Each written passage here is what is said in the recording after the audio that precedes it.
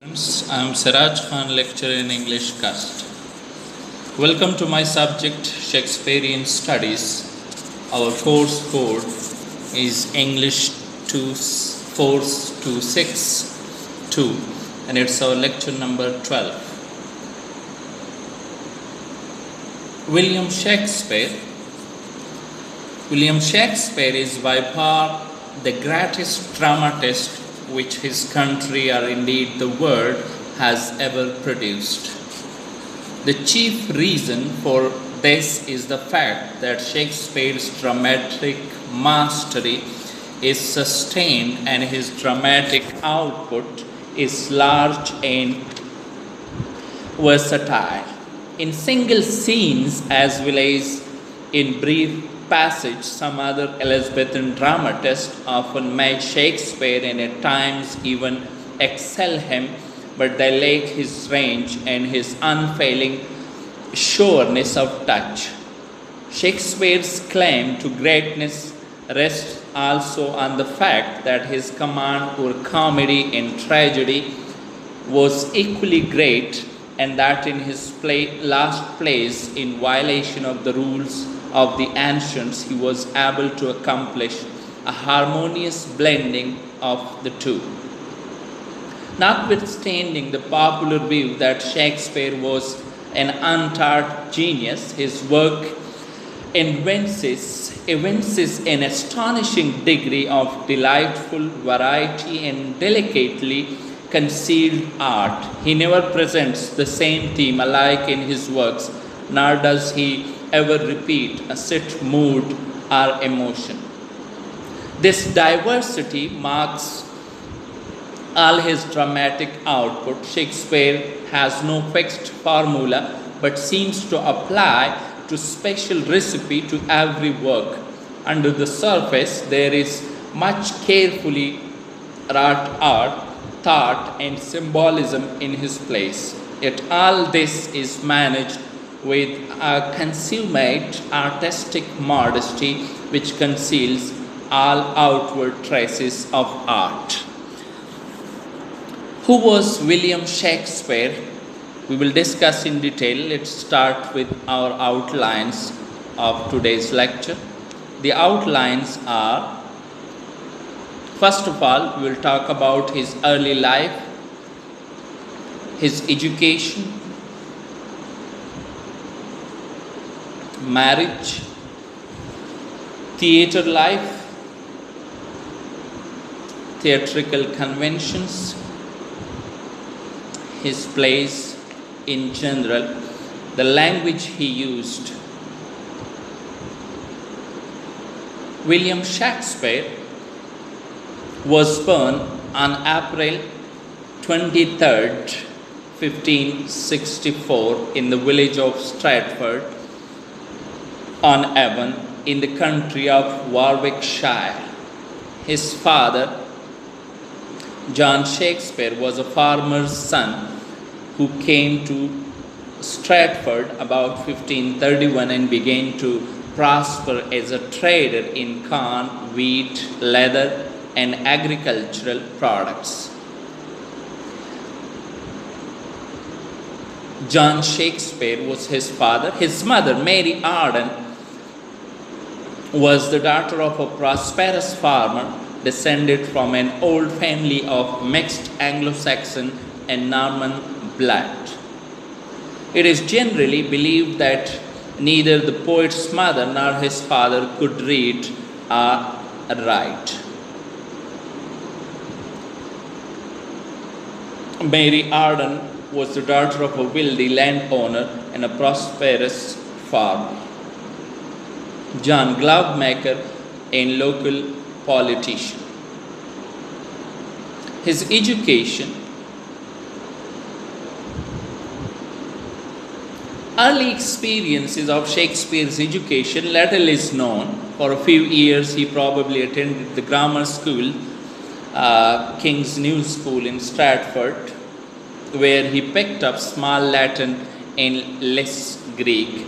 His real teachers, meanwhile, were the men and women and natural influences which surrounded him. Stratford is a charming little village in the beautiful country of Warwickshire. Near at hand were the forests of Arden, the old castles of Warwick and Kenilworth, and the old Roman camps and military roads, all of which appealed powerfully to the boy's active imagination. Every aspect of the natural beauty of this exquisite region is reflected in Shakespeare's poetry, just as his characters reflect the nobility and the littleness, the gossip, vices, emotions, prejudices, and traditions of the peoples about him. The nurse in Romeo and Juliet, for instance, is simply the reflection of some forgotten nurse with whom Shakespeare had talked by the wayside, one whose endless gossip and vulgarity could not hide a kind hurt. His school day was long and regular. Not only the gossip, but also the dreams, the unconscious poetry that sleeps in the heart of the common people appealed tremendously to Shakespeare's imagination and are reflected in his greatest plays. In the same way, his education at the hands of nature came from keeping his heart as well as his eyes wide open to the beauty of the world, because he noted the remembered every significant thing in the changing scenery of earth and sky. No other writer has ever approached him in the perfect natural setting of his characters. He was educated in rhetoric, logic, history, and Latin. Shakespeare dropped out of middle school when his father lost his fortune. Like when Shakespeare had attained the age of 14, his father lost his little property and fell into debt. The boy probably left school to help to support the family of youngest children. It is not exactly known what occupation he followed for the next 8 years, but from evidence found in his plays, it is maintained that he was a country schoolmaster and a lawyer's clerk. But if Shakespeare will be found to have been if evidence of this kind be collected from his various plays, then Shakespeare will be found to have been a botanist, a courtier, a clown, a king, a woman, a Roman, etc. He was everything in his imagination, and it is impossible from a study of his scenes and characters to form a definite opinion about his early occupation. As a fool thinks himself to be wise, but a wise man knows himself to be a fool. By modern standards, school would have been routine and dull. Students spent 9 hours a day at school. School was taught year-round except for 3 brief holidays, and studies were mainly in Latin at that time. His marriage. In 1582, Shakespeare married Anne Hathaway, the daughter of a peasant family. She was 8 years older than Shakespeare. From many mocking references to marriage made by the characters in Shakespeare's plays, and from the fact that he soon left his wife and family and went to London, it is generally alleged that the marriage was a hasty and unhappy one. And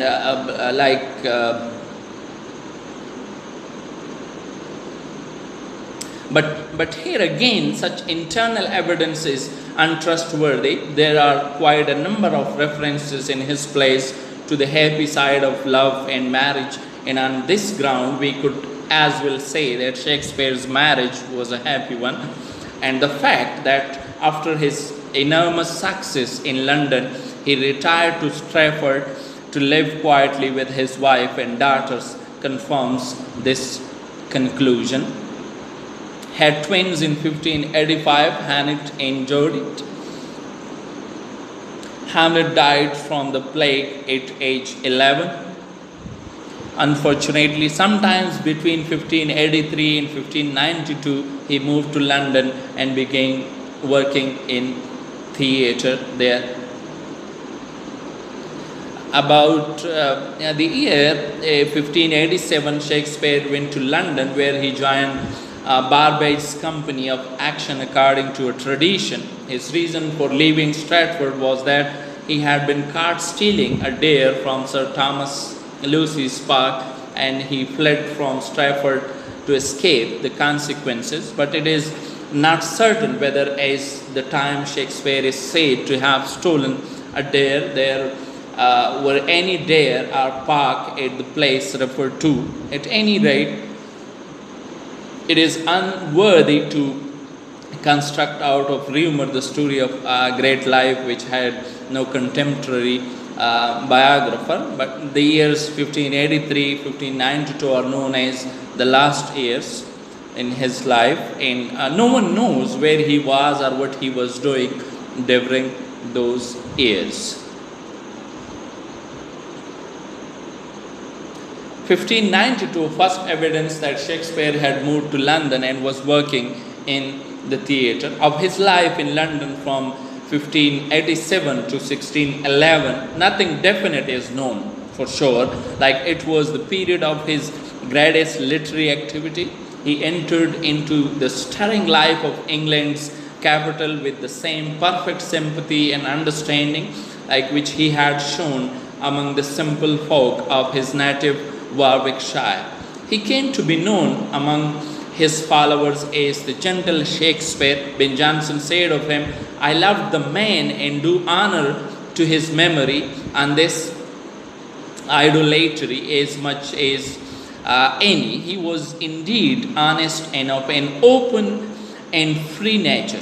To judge from only 3 of his earliest plays, Love's Labour Lost, Comedy of Errors, to Gentlemen of Verona, it would seem that in the first 5 years of his London life, he had gained entrance to the society of gentlemen and scholars and was read by knowledge and observation as well as by genius to depict the whole stirring life of the English people in his plays.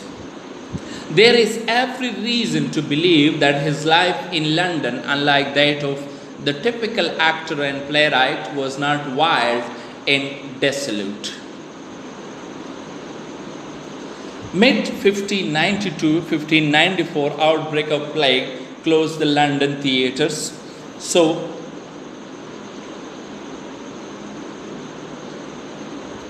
Shakespeare began to write poetry, became well known for a 14-line poem called A Sonnet. He wrote round about 154 sonnets at that time.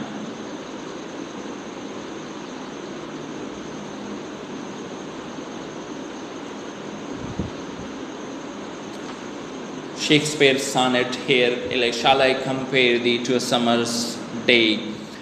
Thou art more lovely and more temperate. Rough winds do shake the darling buds of May, and summer's lease hath all too short a day. Sometime too hot the eye of heaven shines, and often is his gold complexion dimmed, and every fair from fair sometime declines, by chance or nature's changing course untrimmed. But thy eternal summer shall not fade, nor lose possession of that fair thou owest. Nor shall death break thou wanderest in his shade, when in eternal lines to time thou growest. So long as men can breathe, our eyes can see, so long lives this, and this gives life to thee.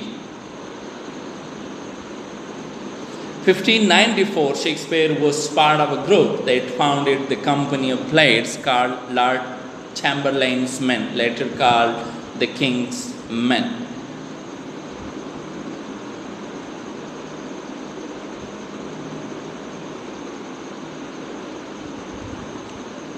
His first work may well have been that of a general helper, an odd job man about the theatre, but he soon became an actor. The records of the old London theatre show that in the next 10 years he gained a prominent place. Within 2 years he was at work on plays, and his course was exactly like that of other playwrights of his time.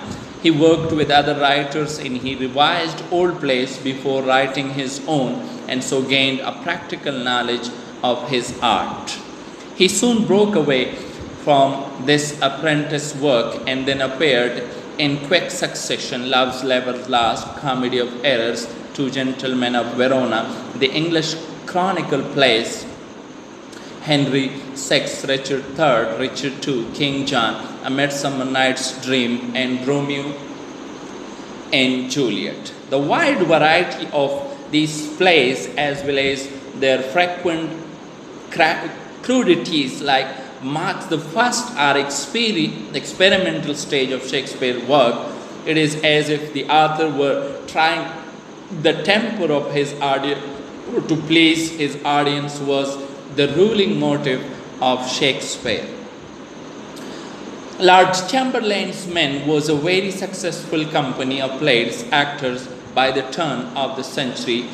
They had the best actor, Richard Burbage, at that time, the best theatre called the Globe, the best playwright called William Shakespeare at that time. Theatre. Member and later part owner of the Lord Chamberlain's Men, later called the King's Men.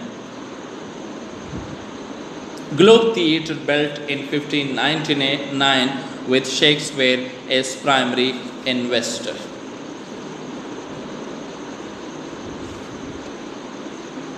Burned down in 1613 during one of Shakespeare's plays. The Globe Theatre was burnt down.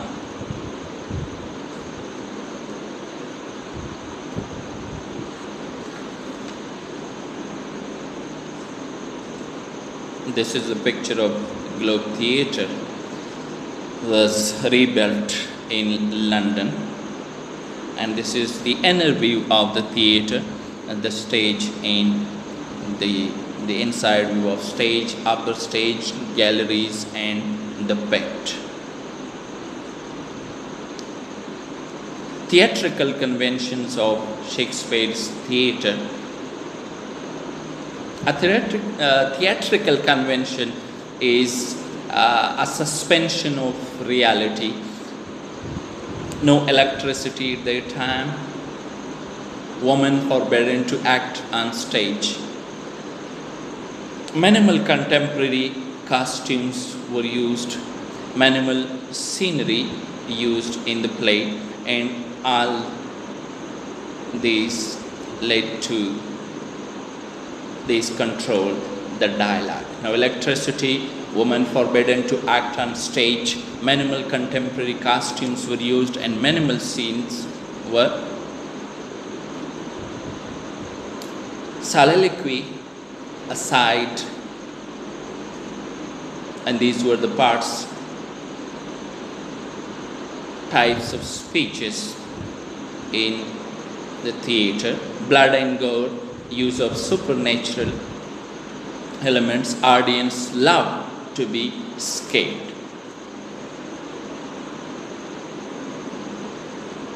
The use of disguises, mistaken identity, or one of the top trends in the theatre at that time. Last speaker, highest in rank in tragedies, have been shown. Multiple murders, especially in tragedies. Multiple marriages, especially in comedies.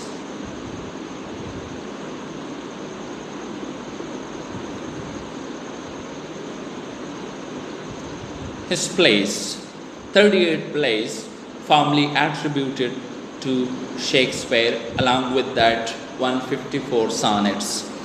Possibly three others collaborated on several others, 14 comedies, 10 histories, 10 tragedies, and 4 romances.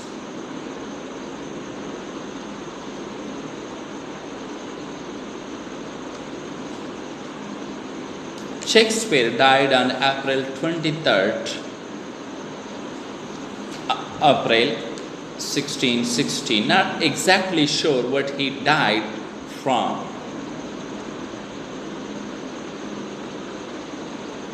His the last 5 years of his life were spent in Stratford, where he died in 1616. History says he drank too much wine and ate too many pickled herrings that caused his death. In his will, Shakespeare left money, horses, stables, etc. to his 2 sons-in-law, but only left his wife one thing, the second best bed. Was he trying to make a point? That well he left. Shakespeare is buried in Holy Trinity Church in his birth village of Stratford, and his grave is covered by a flat stone that bears an epitaph warning of a curse to come upon anyone who moves his bones. Here is the picture of the church.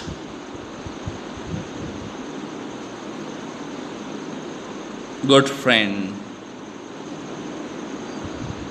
for love's sake, forbear to dig the dust enclosed here.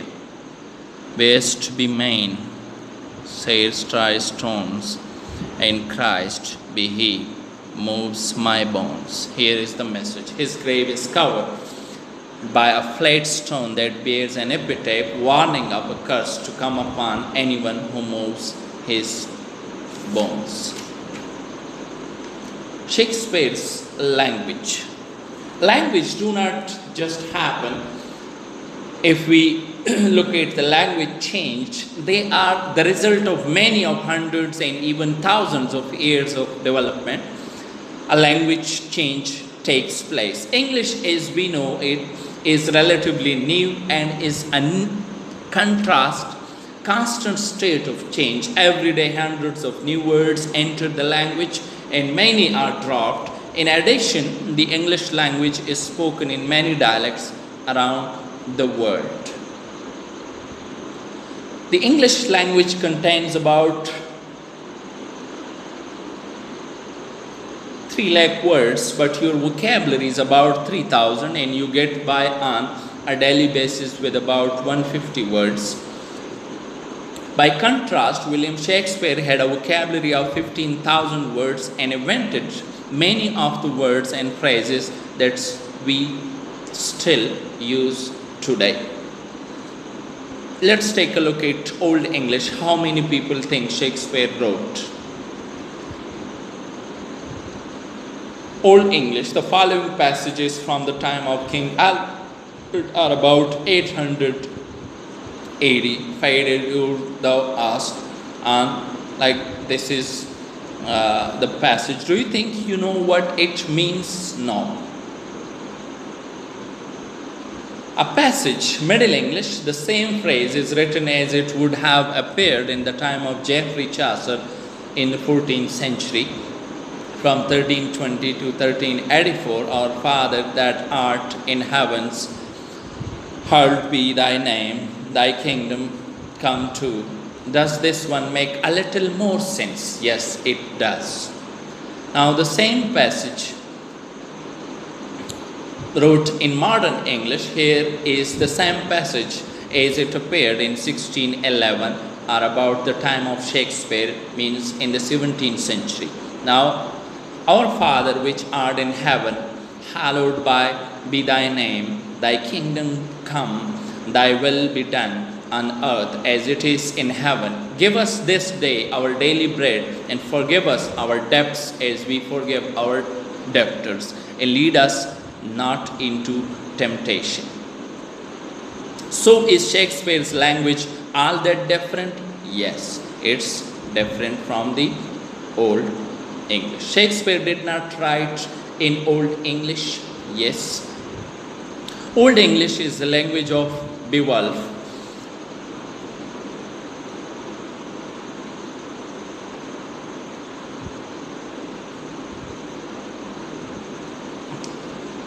Hey, we have heard of the glory of the fair Danes in the old days, the kings of tribes, how noble princes showed great courage.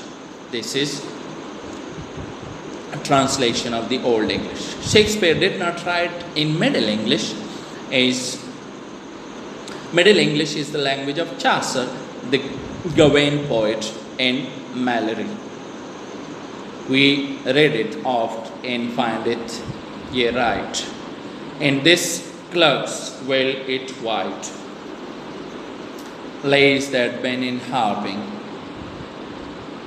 and bend ye a pound of ye Sir Arthur. Passage from Geoffrey Chaucer's. Shakespeare coined many words we still use today, like critical, majestic, dwindle, and quite a few phrases as well. One fell swoop, flesh and blood, vanish into thin air, are some of the phrases that Shakespeare used, and we still use it today. A mix of old and very new, like rural and urban words and images he used, understandable by the lowest peasant and the highest nobles.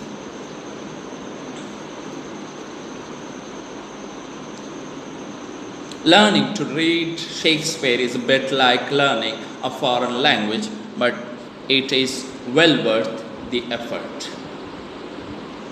Here are a few tricks to understanding Shakespeare. This will help you impress the ladies as well.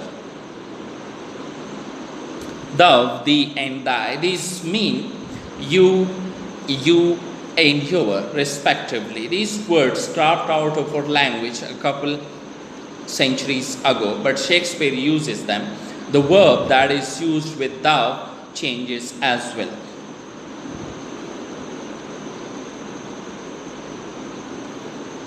Example, thou wilt fall backward when thou hast more wit. Wilt thou not, Jewel? Translate, you will fall backward. Thou. When you have more wit. Will you not, Jewel? Inversion. Sometimes Shakespeare will invert the verb and the subject. Like, for instance, he might write, went I to Bellarmine instead of I went to Bellarmine. Example, then dreams he of another's benefice, like he dreams of another's benefice. Diction, there are three problems with Shakespeare's word choice. First, he uses words that no longer exist in the English we speak. Second, he uses words that are in our language but now have a different meaning to us. Third, he uses words that are in our language but we simply don't know what these words mean. You should look them up. Some translations to help you, like still, always, soft, slowly, gently, mark, lesson, and fell, cruel, fierce, deadly, tonight, last night, in perforce we must, you must, kind, true to one's nature, yes, fain, gladly, Mary, swear word, anon, at once, plague, pox, egg, disease, and wherefore, why. These are just a few of the difficult words Shakespeare used, and we translated it here. Contractions he used for purposes of rhythm. Shakespeare uses contractions to cut out syllables. For example, O, on, teach, the, n, ta, it, and ten is taken, m is them, and he often used over as the missing vowel sound, over.